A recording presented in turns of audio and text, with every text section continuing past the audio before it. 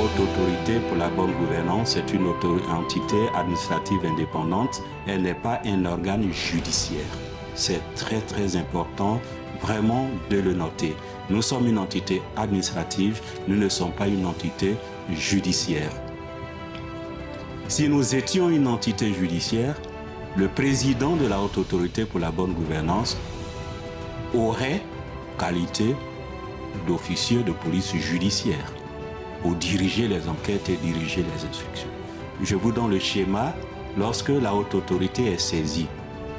Le Conseil de la Haute Autorité examine les dossiers et décide de l'ouverture d'enquêtes. Mais une fois que la Haute Autorité et son Conseil ont décidé de l'ouverture d'enquêtes, les enquêtes sont conduites sous la responsabilité et la supervision du procureur du pôle pénal économique et financier. Le président de la Haute Autorité ne peut pas donner d'instructions aux enquêteurs pour mener des enquêtes dans telle ou telle direction parce qu'il n'est pas officier de police judiciaire. Des enquêteurs de la Haute Autorité pour la bonne gouvernance sont menés par sous la supervision et la responsabilité du procureur du pôle pénal économique et financier. C'est vraiment ces précisions qu'il était important d'apporter pour la question des déclarations de patrimoine. La loi prévoit des sanctions, mais l'autorité qui doit sanctionner n'est pas la Haute Autorité pour la bonne gouvernance. La Haute Autorité pour la bonne gouvernance a des diligences pour activer les sanctions. La sanction pour les déclarations tardives, c'est 6 mois, une peine d'amende équivalent à 6 mois de rémunération. Mais ce n'est pas la Haute Autorité pour la bonne gouvernance qui prononce les sanctions.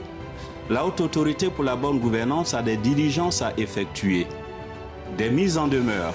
Le directeur de la déclaration de patrimoine vous a parlé des mises en demeure que la Haute Autorité a commencé à délivrer depuis l'année dernière.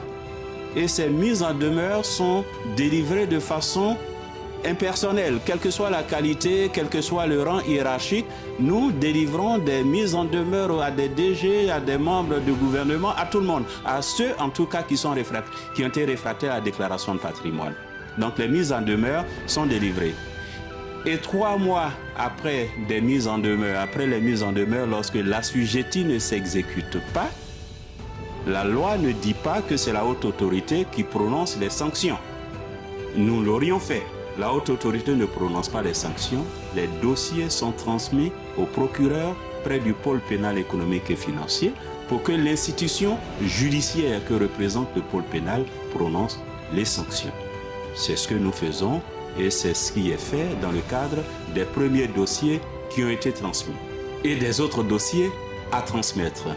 Donc ce sont les précisions qu'il était important que nous vous apportions pour comprendre bien l'étendue des pouvoirs de la Haute Autorité, mais également les limites du pouvoir de la Haute Autorité qui s'inscrivent dans un ordonnancement judiciaire bien précis où la Haute Autorité, qui est entité administrative indépendante,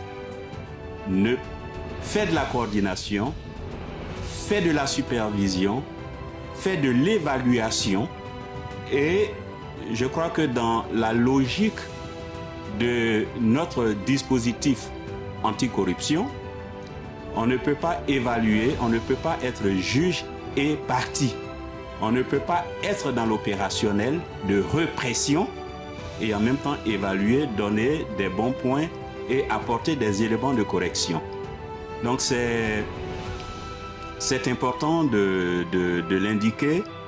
Nous travaillons sur les outils de prévention. Nous accompagnons les administrations publiques à mettre en place les codes d'éthique, les codes de déontologie. Nous encourageons la digitalisation. Nous encourageons la formation. Et à la fin de l'année, nous travaillons sur différents rapports d'évaluation pour indiquer à l'exécutif, pour indiquer à toutes les parties prenantes les points d'attention, les points d'amélioration à apporter pour que la gouvernance soit renforcée et la lutte contre la corruption soit véritablement efficace. Ce sont là les missions essentielles de la haute autorité pour la bonne gouvernance.